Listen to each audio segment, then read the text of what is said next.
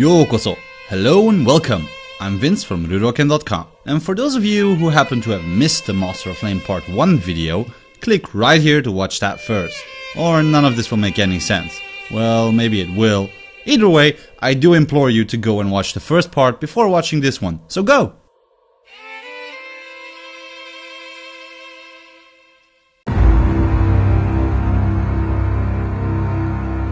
Yumi makes a startling discovery when she finds Hanabi's corpse in the brothel. Hoji finds the picture that Hanabi saw for which she got killed and remembers her time with her. The establishment's owner remarks that Yumi should just wrap her up in a straw mat and dump her at the temple, like they always do.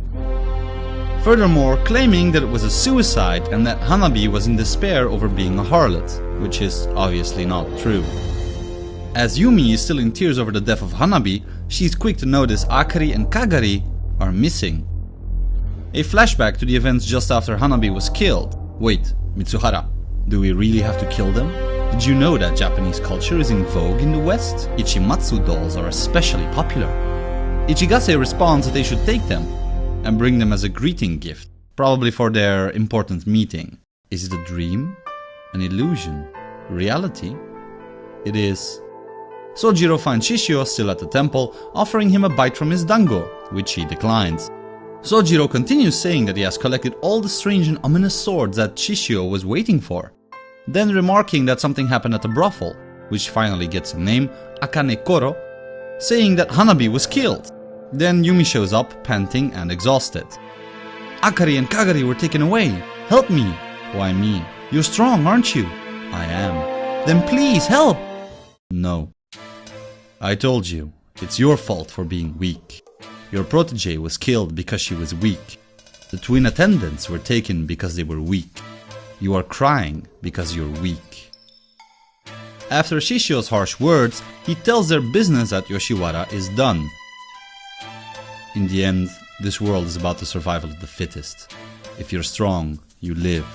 If you're weak, you die. Yumi remembers Hanabi and the twins' excitement to her contract being bought up. Then her tears make way for rage. Then, that strength of yours, sell it to me for a night. A Yoshiwara courtesan wants to pay a customer instead.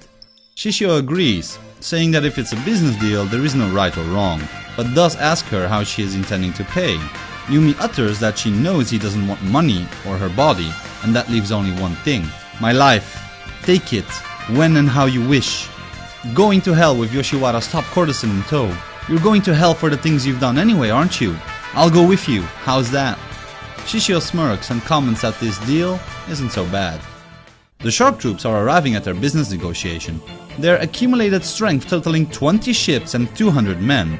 Ichigase appears to be a smart man, stating that by showing them their force, they'll make a down payment and finalize a 10-year installment plan for the battleship, even bringing along a nice little gift. Everything should go smoothly. No, it will. Some of his men spot something on the bridge up ahead. Yo, greeted by Shishio and all of the Juppon Katana members. Ichigase remembers Shishio as the old man from Yoshiwara. Show some respect, Greenhorn. It's nothing personal, but all 200 of you will go down here. Quiet, you remnant of the Bakumatsu! We, soldiers of the new era, will put an end to your 10 swords! This is our first battle! Draw your swords! Hagun Yin, Saizuchi, Hagun Yan, Fuji, Free Flight Henya, Ogre Iwambo, Sword Hunter Cho, Great Scythe Kamatari, Blind Sword Usui. The soldiers holding Akari and Kagari stumble back. Bright King Anji. Let the children go. If you do, I will spare your life. Ichigase can't believe what's happening. Shh! This isn't even a warm-up for me. Ichigase and his trusted captains prepare to lunge at Shishio, Hoji and Sojiro. You guys are too weak. Ready for Shukuchi? Sword of Heaven, Sojiro. All-knowing Hoji. Hoji remembers Hanabi's words, then shoots and kills his assailant. Shishio compliments him on his aim, to which Hoji states he just chose the appropriate weapon and that it's only natural he knows how to handle it. It was a compliment. Can't you look a bit happier? I apologize. Hoji obviously being mentally affected by the death of Hanabi, with whom he started growing a bond, leaving it to the reader's interpretation if he was developing feelings of affection or love towards her. Nice touch there. From the moment they had their conversation about the battleship, it was pretty obvious they were growing towards each other. But Watsuki didn't dumb it down by openly having us see that the two were romantically interested in each other. Now, you punk fledgling, didn't you claim you could make this country stronger? I was actually thinking the same thing, but I'll do it by taking it over instead. This is the perfect opportunity to find out who's more worthy before we embark on our plans. Ichigase taunts him, saying Shishio shouldn't push his luck, and even calls him a mummy. How original. He has already beaten him in his battle simulation. Does he mean the event at the brothel from chapter 1? About to unleash his Juken Nitten Ryu, obviously going for the shot and slash approach again. Tsui no Hiken, Kagutsuchi. Who are you? I remember this power. You are the Bakumatsu's legendary Hitokiri Batosai. Wrong. Shishio finishes Ichigase off, as his body is engulfed in a pillar of flame. Yumi realizes that Shishio is the killer responsible for murdering her family. A sword and flame. Yeah, well, what do you want to do? If you want revenge, I'll oblige. In the end, this world is about the survival of the fittest. If you're strong, you live. If you're weak, you die. Yumi makes a smart remark stating that even if she does go for revenge, he'll just cut her down anyway. You're a bastard, but I'm in this predicament because of you, so you're just going to have to take care of it. She offers him a liberation fee, 3 people's worth, giving him a discount of 1 person. Doing the sensible and humane thing, dropping off Akari and Kagari with a monk, also providing them with enough money to raise the twins and bury Hanabi. Akari and Kagari crying, wanting to know where Yumi went. Do we have a new buyer? Hoji says they want the ship, using the bloodied photograph which was the reason Hanabi was killed. They will pay for his asking price in cash. If you refuse, we'll just take it from you, along with your life. I can't have that. There is somebody that I must avenge. We have a deal. The battleship Purgatorium Rengoku is yours, gentlemen. Yumi unites with the Jupongatana, with Shishio asking her if it's a dream, reality, or an illusion. When this body of mine was burned, it was only for a moment, but I stood in hell. There was nothing there but darkness and skeletons. It was a world of silence. Saying he doesn't feel loneliness, but he's not going to die alone. When it's finally time for me to go back again, I am taking your life. I sold this life to you. Do what you want with it, but just don't let it be a meaningless death. Following the laws of the survival of the fittest, consume my weak life and turn it into your strength. When the time comes, kill me with grace and elegance. I never got your name. I told you, it's Hana Homura. No, not your name as a courtesan, your name as a woman. It's Yumi. Komagata Yumi. Alright, Yumi, don't leave my side. Shishio says they should go. Time to take over this country. Then he has a vision of Hitokiri Batosai. Hoji and Yumi ask him what's wrong. He smirks. Yeah, of course there's no way I can avoid you, is there? Fine, then let's cause a real ruckus. The Master of Flame manga comes to an end, with a foreshadowing of Kenshin and Shishio's final confrontation. So, what did I think of it? With the first chapter introducing us to the characters and their personalities, everything started building up to the dramatic events of the second chapter. Hanabi's death was...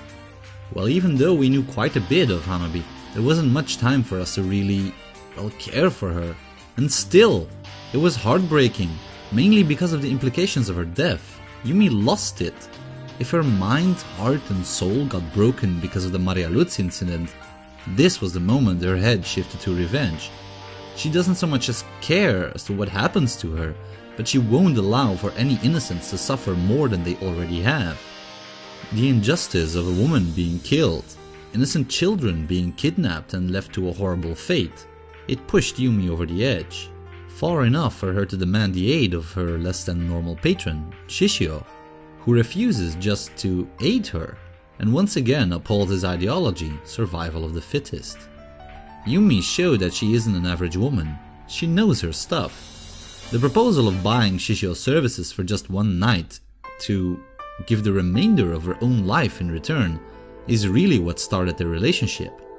And to those who still don't understand what Yumi did here, she selfishly surrendered her own life to was, as far as she knows, a crazed killer, albeit one with a flamboyant air around him, just to rescue the twins and get revenge for Hanabi's death.